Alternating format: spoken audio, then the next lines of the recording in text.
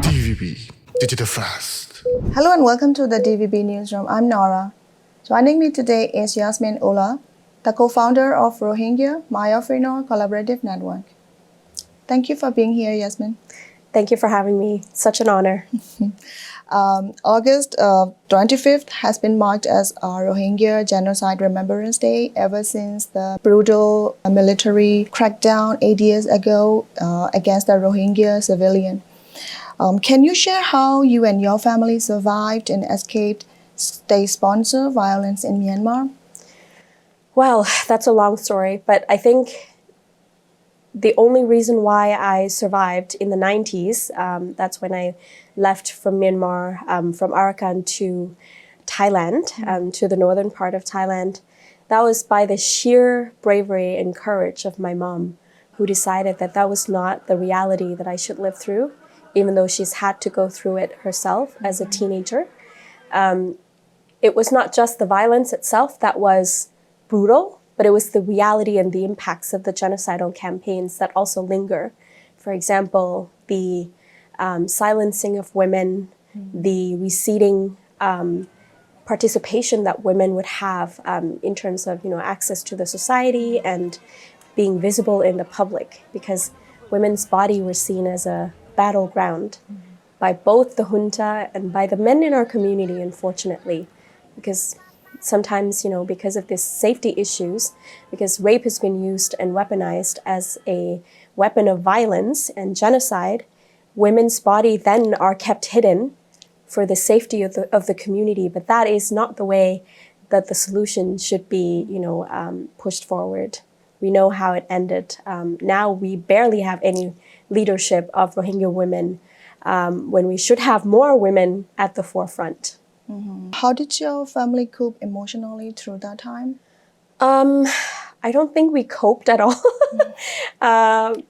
Living in the limbo for about 16 years in Thailand with no protection, with no legal status, was very, very difficult.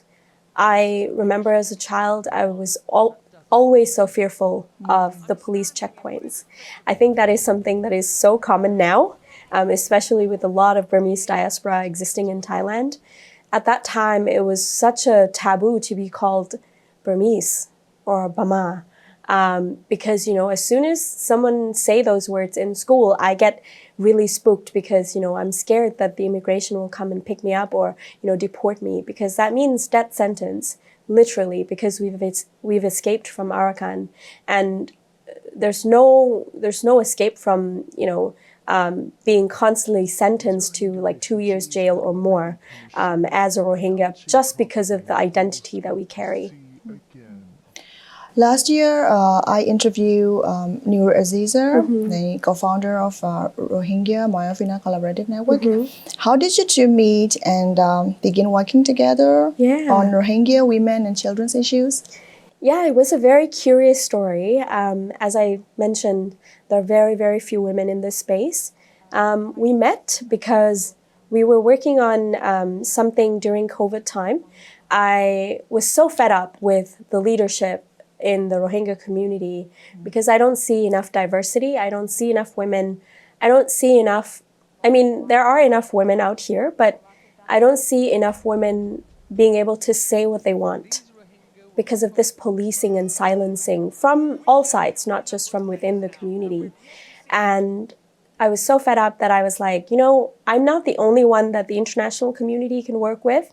I'd rather have so many women injecting their opinions and experiences into, the international fora in order for them to get the real diverse voices, because we are not monolithic as a people. We're so diverse and vibrant as a people, just like any other group of people. And so we met through me coordinating this Rohingya Women webinar series, and that was the first of its, installment. And since then, we've communicated, and 2 years ago, we decided to form the Rohingya Maiyafuinor Collaborative Network because we saw that, after traveling together to Aceh, seeing the refugee camps and seeing how dire the conditions of people in Indonesia were, our people in Indonesia, we needed to do something together. We could no longer just work in isolation. Sure. And there's so much power in coming together as a women. Sure. So as you have mentioned, your team recently visited Indonesia to work with Rohingya living in the refugee camps. How have you been assisting them? Well, we have a plethora of programs, especially humanitarian programs. We saw what happened on the ground, and although we formed as an advocacy group, we realized that advocacy alone, without actual support to the ground, is no longer enough. And I think this is a model of work that a lot of Rohingya and, Burmese diaspora have had to do, because what will you do if all of your people are killed, in dire conditions? You have no one you're working with, right? So that's kind of the guiding principle. We have raised about $150,000 to $160,000 US in the past 2 years of our formulation in order to basically go to emergency services. And this, we don't just do it in Indonesia. We've supported people within Burma, in Arakan, because of the current fighting between Arakan Army and the junta, forced conscription, and various other very, very emergency situation. We've also supported a lot of Rohingya who fled from violence in Arakan to Bangladesh since May last year. We've helped over 3,000 families to just get basic survival kit, because as soon as they arrive, there's a gap, there's a time that is a gap when UNHCR and IOM can step in, or any other INGOs. And we were like, well, since we don't have the bureaucracy, we can just jump in and help if we have the money. And we run around the world just trying to raise some funds to ensure that our people survive the genocide that they're living through. On the other hand, when there is no emergency, we try our best to support the work of education and vocational training, especially to support women who are vulnerable, especially in the camps in Bangladesh and in Indonesia, to be able to get some kind of vocational training to become self-sufficient. So there are a few cohorts now of women in our Threats of Resilience program that have opened up shops and now are less reliant on aid, especially during aid cut. Another thing that we do, and I'll end it with this, we do gender-sensitive care. There were many, many, many cases of sexual and gender-based violence when women, arrive en masse through boat journey from Bangladesh, from Burma, Myanmar, to Indonesia, Thailand, Malaysia. And what we do is we step in when we can, and we try our very best to actually raise the funds elsewhere where we are currently in the West. And there were 6 women who were survivors of the capsized boat in April last year. And those 6 women were actually also survivors of sexual and gender-based violence on the boat, on board.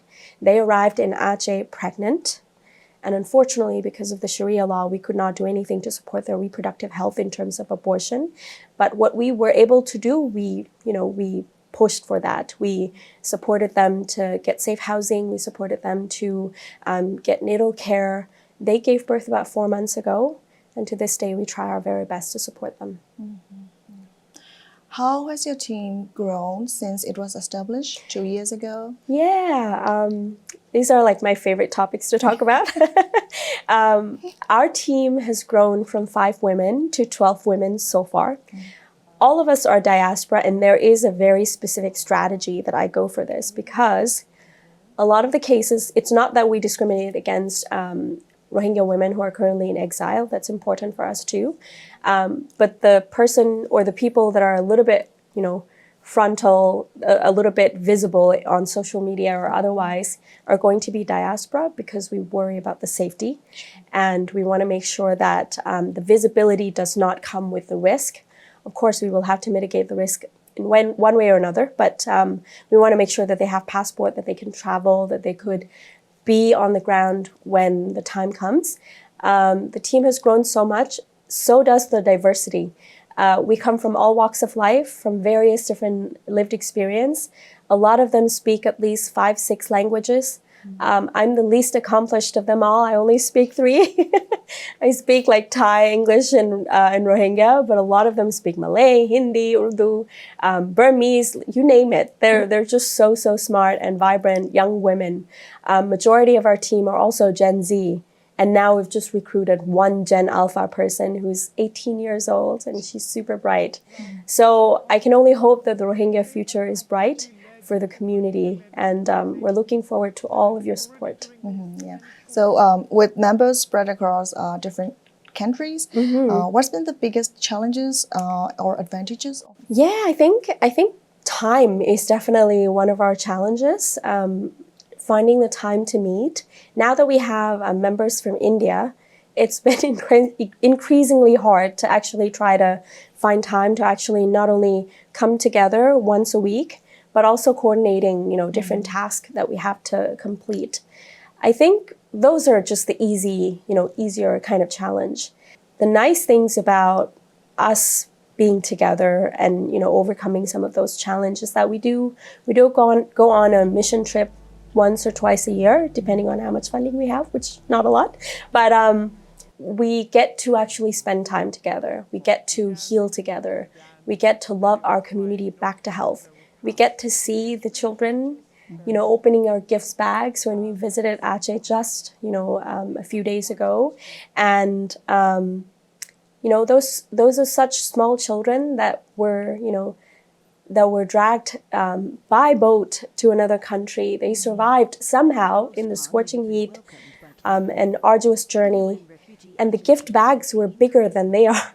So they have to swim inside the gift bags just to look at all of these, different things that we bought, the stationery, the toys. And as soon as they see it, their eyes lit up like no other. And I just realized, wow, yeah, this was all worth it. However long I have to travel, 6 hours that we have to drive, we are still so privileged to be, safe now. And these children are still in need of our help. Even if all that we can give right now is some access to livelihood, and not a formal, systematic help that governments and states should give, as per the Genocide Convention and rehabilitation of victims. Well, at least we can give them something while we wait, while we advocate for their rights to be given. Your team has also worked with Rohingya refugees in Bangladesh and Malaysia. What is it you've learned from their stories? I think the most important story out of all of this is how courageous our women are, how strong they are and have been.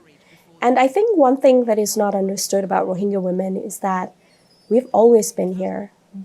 Even if, genocide has hidden us away, we've been here working our hardest to actually, not only get our voices heard, but also glue the community back together. The only reason why our children survived through the genocide of 2017 and prior, and to this day, mothers who actually carry their children across the Bay of Bengal, across the Sea of Andaman, to get to safety to Indonesia, to Malaysia, to Thailand. All of this were just by sheer strength of our women. And that resonates with the story that I told you earlier. If it weren't for my mom, I would not have survived. I would not have gotten here.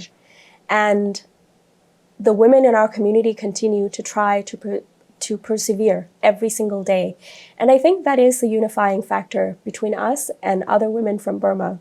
We have not given up, and we will not until, we can go back home, until we can restore our rights, our ethnic nationality, our homeland, and get reparations for what we've lost, and give our children the future that they deserve. Those are the things that keep reminding me that if they haven't given up, I have no right to do so. So how do you make sure those voices are preserved, like through art, storytelling, or education? We do all of it. We know that genocide is so holistic in a way that it annihilates people and erases people. So we do advocacy and memorialize people legally, of course. We go after reports. We actually write down things that people tell us exactly how it happened. We also try to curate some of these stories in a way that actually maybe is a little bit more attractive to the general public. So we actually create films, we create art competitions, we try to bring people together and bridge communities together, especially through the rise of hate speech. We try to actually bring arts and culture into the mix and inject those into the mix to ensure that people remember who the Rohingya are beyond victimhood. And those storytelling tools have become really, really integral to our advocacy, because advocacy can only reach so many people. Who cares, right? But arts, film, cultural nights, food get to more people, and we have to try everything if we want to save a community. So you've published a children's book called Hafsa and the Magical Ring. Can you share with us what it's about? Yeah, so Hafsa and the Magical Ring is a journey of a young Rohingya girl who was displaced in 2017 from the genocidal violent campaign by the junta, and she now lives in the refugee camps in Cox's Bazar. And it does allude to a little bit of the loss of family, but in a way that children can actually understand and not traumatize them. But also, it's basically a retelling of what she misses about home, about her homeland. And there's a little bit of a mix of textile culture where we use biodegradable materials like screw pine grass, which is like in the pandan family, where we have abundance of those in Arakan. And people use them to weave mats or, kitchen tools and whatnot. And those weaving culture is often not preserved to just one individual families. When it's prepared, when it's woven, it's actually an engagement of an entire neighborhood.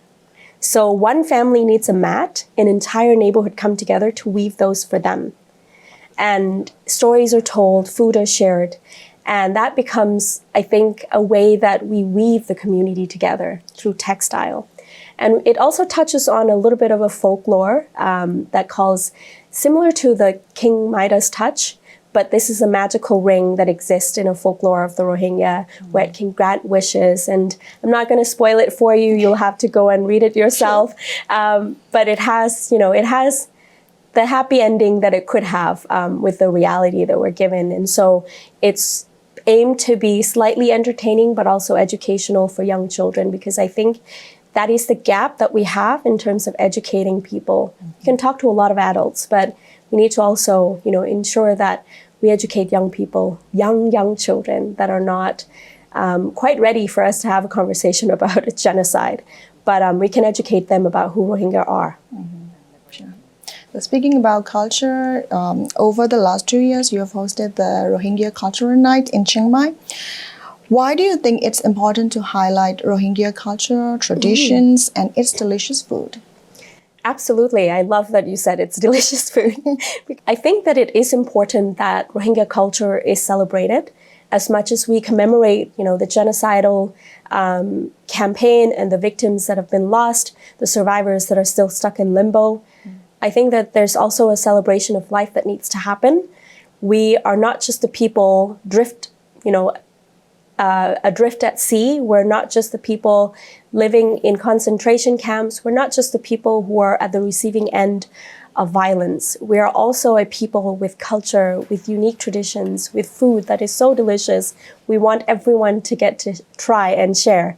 We are a culture of generosity where we want to feed people. We want to see people do well in life. We want to take care of you. That's why, the weaving culture alone tells you a lot about who we are as a people. And so we want to just invite the public to be able to come and experience a little bit of that, a little bit of love from the Rohingya community. And perhaps that way we would be able to overturn some of these hatred that comes from the genocidal erasure. And by doing so, we're able to memorialize part of the history and part of our culture and unique traditions to remain, rather than continue to be erased by the junta and other bad actors.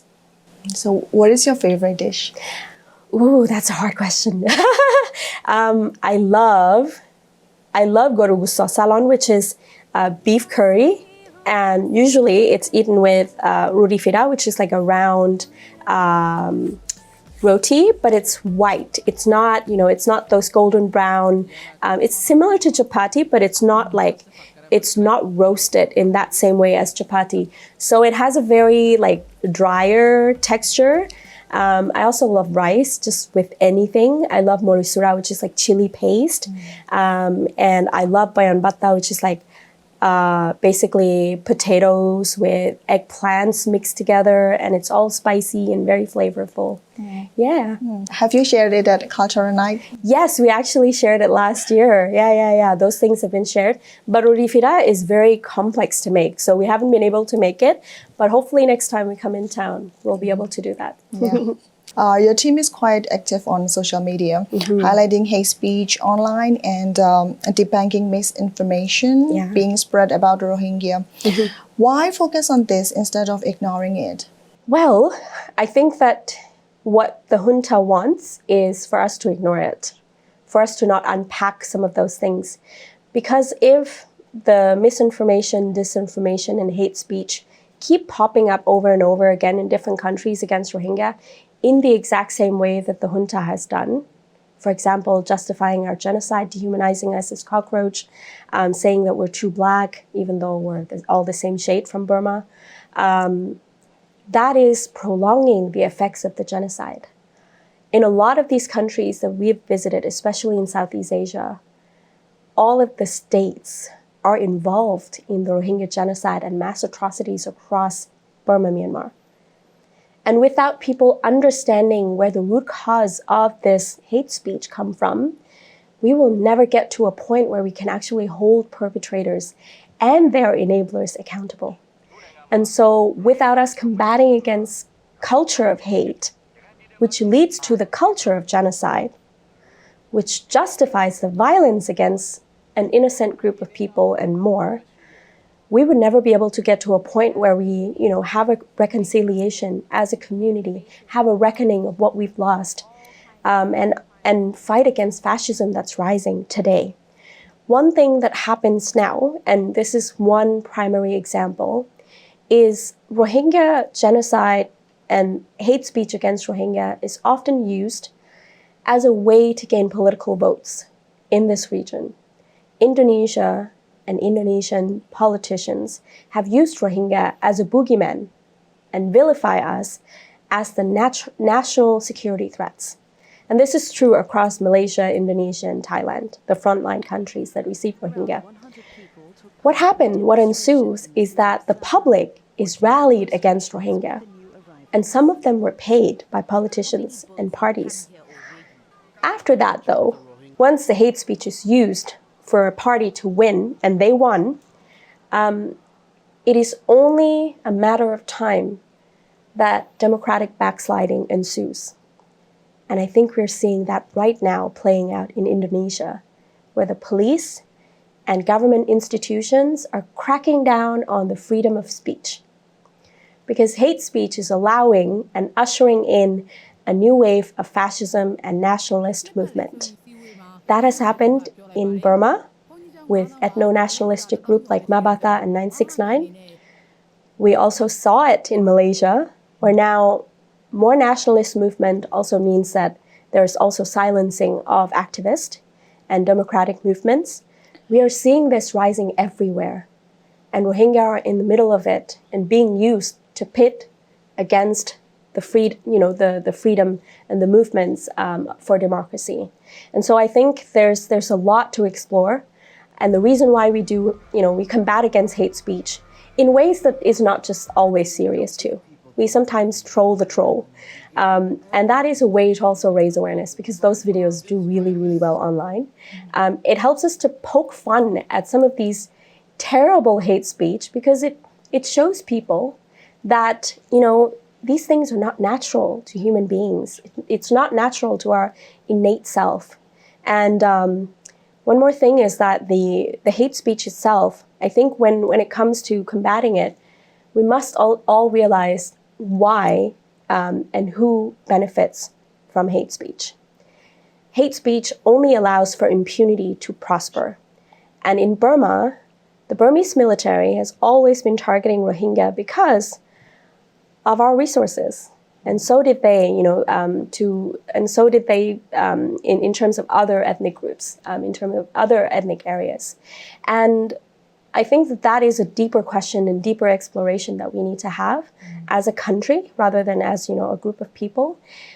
And ensure that we know a lot of these hate speech and trolls and bots are being paid and they're, from China.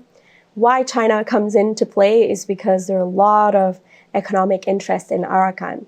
So as long as Rohingya are kept down, pushed down, and silenced online and deemed as unworthy, the more, the easier it is going to be for them. China has even built a concentration camp in Arakan, ready for Rohingya to come back. And China is acting as a mediator in the MOU between Bangladesh and Burma, Myanmar, and, the SAC terrorist admin. So we need to see who's actually at play and who's benefiting from it. As long as China keeps the focus on the Rohingya, they actually get to, get to walk away from the Uyghur genocide, and no repercussion on that. So I think we need to understand that all struggles are interconnected in some way. Someone is getting paid for killing us, and someone is manufacturing this war for all of us to be kept down.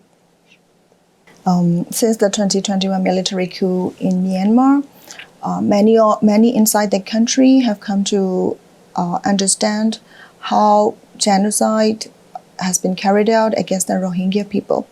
How do you educate and inform those who believe military propaganda? I think at first we would need to just have a conversation on a human level. A lot of times we try to bring people to our cultural night and more of a dialogue, informal dialogue through using film and art because it touches people's heart before it touches their brain. Sometimes we need to reach out to people reach out to people in that way. But when it comes to deep hatred, I don't think that we can overturn that without everyone around us helping us.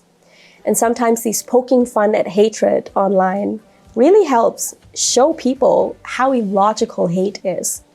And so often, we would troll the troll and other people jumps in and say, that is horrible and disgusting. And sometimes that is all that we need because collectively we need to condemn the kind of violence, hatred that we see. Without that, we will never be able to move on from it. Hate needs to be seen as uncool again. There were a time that, Nazism or, genocide was seen as something that is the worst that that humanity can offer. And I think we need to bring back those shame. And so we use a lot of shame and guilt to ensure that our advocacy message gets across. And it is definitely a collective effort. We cannot do it alone. So we definitely would love for our friends from Burma, Myanmar, and elsewhere to actually help us combat these hate narratives by pointing out how absurd it is. So as we wrap up, is there any message you would like to share with the people inside of Myanmar? This is a very, very hard question because I am speaking from a privileged position and having enjoyed safety for the past 14 years. I don't think I have the right to tell them anything apart from I'm here with you. I know that I'm far, far away, but I hope that you hold on to this hope that we can actually have our country back. We can rebuild it together. That's it. Thank you. Thank you so much for sharing your story with DVB, Yasmin. Thank you so much. Such an honor to be here.